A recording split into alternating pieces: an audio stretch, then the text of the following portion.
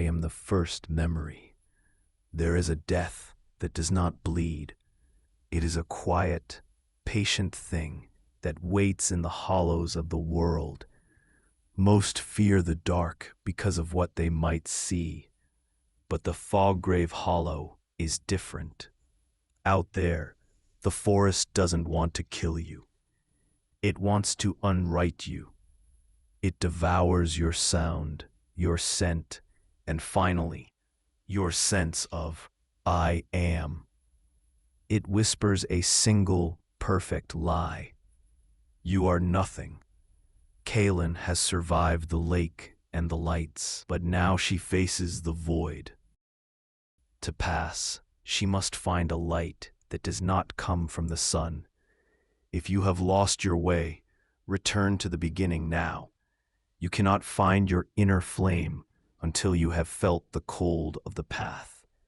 For the rest of you, hold your breath. This is Chapter 9, The Hungry Hush. A phantom of Alara had vanished into the night, but the ache of its false promise remained. It was a lingering pain in Kaelin's chest. The tears had dried on her cheeks, leaving tight tracks in the grime of her face. There was no room for sorrow now. It had been burned away, leaving behind a core of weary determination. The forest had shown its capacity for cruel lies. She would not be fooled again. She followed the true path, guided by the humble emerald glow of the moss. Every step was a small victory against the heartbreak that trailed her like a shadow. Rowan stayed close. The earlier tension in his frame had vanished, replaced by a quiet companionship. He seemed to understand she had passed a critical test, yet a new stillness fell over him. He no longer sniffed the air for threats. He appeared to be listening to a silence only he could hear. The boardwalk descended. It was a gentle decline that led into a shallow, bowl-shaped clearing. The timber ended, sinking into the damp earth. Before Kaelin lay a sunken glade, cloaked in a thick, motionless mist. Large, skeletal trunks of ancient trees loomed like monuments to forgotten things. This was the Foggrave Hollow. The great trees ringed the edge and leaned inward, their branches interlocking overhead like the latticed roof of a gray cathedral. As she descended, the air altered. The cool atmosphere of the night was replaced by an unnatural, penetrating cold. It was a damp, heavy chill that ignored her clothes and seeped into her skin. The cold seemed to emanate from the very ground. A thick, low-lying fog rose from the hollow's floor. It was as white as bone. It did not drift or swirl like the mist of the fen. It rose in a silent, inexorable tide. The vapor swirled around Kaelin's ankles, and then her calves. It was cold and weightless. It was like wading into a river of ghosts. Then the second warning arrived. It was far more unnerving than the cold. The world began to go quiet. The constant, familiar chirping of crickets had been the soundtrack to her night. Now it began to fade. It wasn't that the insects had stopped their song. It was as if the sound itself were being absorbed and smothered by the rising fog. The sound waves were being trapped and erased before they could reach her ears. Kaelin stopped. A prickling chill ran up her spine that had nothing to do with the temperature. She cocked her head and listened. The rustle of her trousers was muted and distant. The soft thud of her boots on the earth had vanished. She looked at Rowan. He walked beside her, but his paws made no sound on the leafy ground. He was a silent phantom, a moving shape in a world where noise was being systematically erased. The silence was not peaceful. It was hungry. It was a presence in itself, an active force that was devouring the sounds of the living world. The path ended at the bottom of the hollow, in the heart of the fog. The white sea was now up to Kaelin's waist. The world behind her was a muffled memory. The world ahead was a place of absolute, profound, and unnatural silence. She hesitated at the edge of the deepest part of the hollow. Every instinct screamed at her to turn back. This was a different kind of magic. The shimmering lights had been a test of her desires. This felt older and more fundamental. The lights had asked, What do you want? She had a terrible feeling this place was about to ask, "What are you?" The last trial had sought to break her heart. This one was here to claim her soul. There was no path to follow now. There was only the certainty that the heart of the trial lay ahead in the deepest part of the hollow. Kaelin drew a breath that felt thin and useless. She took a single, deliberate step forward, leaving the relative safety of the slope behind to enter the hollow. The bone-white fog rose to meet her. It was not a gentle swirling, but a sudden, engulfing wave. The vapor surged past her waist and over her shoulders. In an instant, the world vanished. She was enveloped. Then everything else disappeared. First went the sound. Silence was no longer an absence of noise. It became an absolute, active presence. Kaelin could not hear the swish of her own clothes as she moved. She could not hear the thud of her boots on the ground. She strained her ears for an anchor and realized with a wave of terror that she could no longer hear her own breathing. Even the drum of her heart had been silenced. It was like being plunged 1,000 feet beneath the sea, but infinitely more profound. This was a silence that did not just surround her, it invaded her. Next went the scent. The rich, complex perfume of the Elderbranch was gone. The smell of damp earth and the sharp tang of pine were erased in a single stroke. They were replaced by a sterile nothingness. It was like trying to breathe in a vacuum. The air was so empty that it seemed to steal the very memory of scent from her mind. Finally, the feeling of the world dissolved. The weight of the satchel on her shoulder faded, until Kaelin could no longer be sure it was there. The damp caress of the fog vanished, leaving her with no sense of temperature or air. The texture of her woolen tunic and the solid ground beneath her feet slipped away. All of it melted into a sense of disembodiment.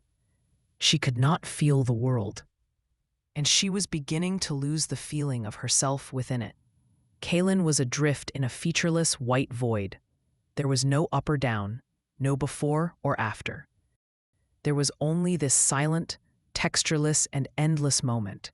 It was a place of total sensory deprivation, a prison designed to sever every connection to the physical world. It was meant to destroy every anchor that told a person they were real. Into that perfect emptiness, a new sensation began to seep. It was a spiritual cold, a chill that bypassed her skin and sank directly into her soul. It carried a silent, utterly convincing whisper. This was not a sound she heard with her ears, but a truth that bloomed fully formed in her mind. You are nothing. You are alone. There is no one and nothing else. The lie was absolute. It was the fundamental truth of the void. In a place with no sight, no sound, and no touch, Kaelin had no way to prove she existed. The memories of Rowan, Alara, and the forest itself began to feel like fantasies concocted by a mind that was no longer there. She stood frozen in the heart of the nothingness, a solitary consciousness on the verge of dissolving. The ultimate lie was taking root. It was a smothering, weightless hush that began to bind her spirit. Panic began to rise like a helpless scream in a world that had no sound. The silent scream of Kaelin's panic had no echo. It was swallowed by the nothingness, another texture erased from existence. Her sense of self was a concept built on a lifetime of touch and sound. Now it was a failing signal, an ink drop dissolving in a storm.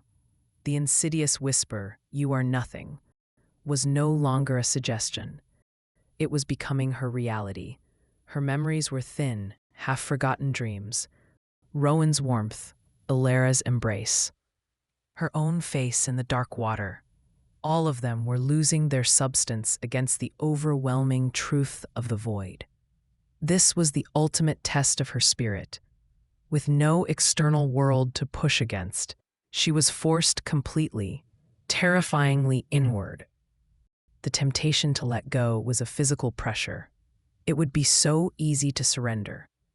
She could sit down in the featureless white and allow the fading echoes of her consciousness to dissipate. She could accept the absolute loneliness and let the belief that she was nothing become true.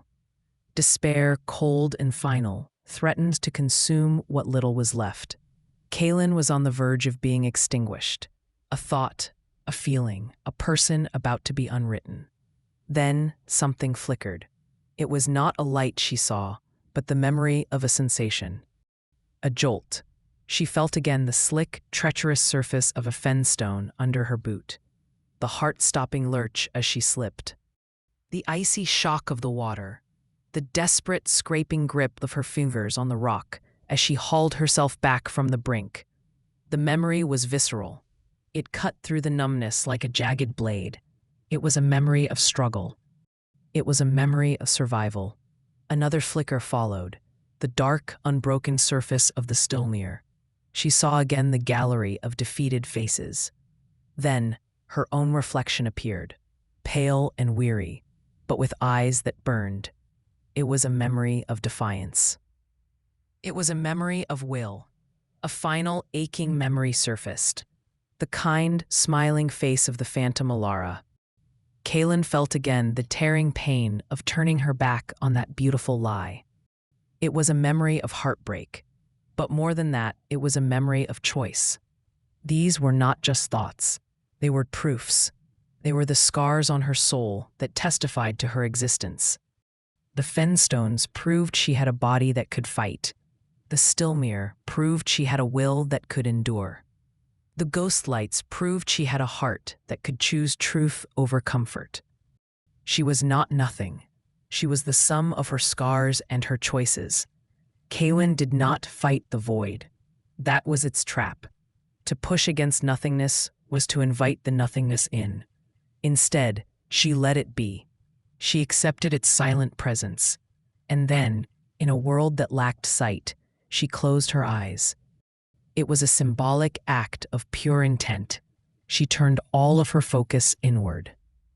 She searched past the despair and the loneliness for the one thing the hollow could not touch. She found it, a tiny, flickering ember of warmth in a universe of absolute cold. It was the feeling of her own presence. It was the faint, thrumming heat of the necklace against her chest. This was the light within. She held that tiny flame, shielding it from the emptiness. She nurtured it with her proofs. The defiance at the lake was the fuel. The choice in the grove was a breath. The survival on the stones gave it substance. The ember did not erupt into a great fire. It simply stabilized. It grew from a flicker to a small, steady glow. A single point of color in the white nothing. It was her. It was Kaelin. Her inner light held steady. It was a quiet act of rebellion. The void could not consume what refused to be nothing. She felt the ghost of a heartbeat return to her chest. It was slow and steady, a single, defiant rhythm in a world that had none. In response, the silence broke. It was not a crash, but a low, deep thrumming in the distance. Kaelin recognized the sound. It vibrated in harmony with her necklace and her soul.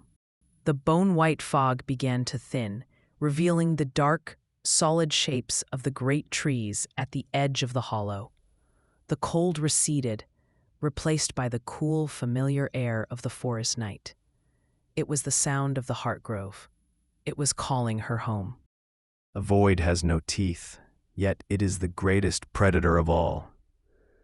It sought to prove she was nothing, but it only succeeded in proving what she is, a survivor. Kaelin has found the light within. She is no longer just a girl from Edgehaven. She is a soul forged in the silence. She has remembered her scars, and in doing so, she has made herself real.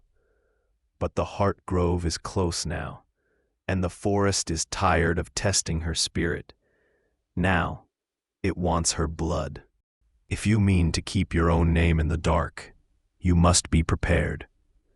At the foundation of this record, I have left the way to find your guardian and a collector pack. Claim them before the hush finds you. In our next meeting, the shadows begin to speak. I remain the first memory. Watch the shadows, for they are watching you.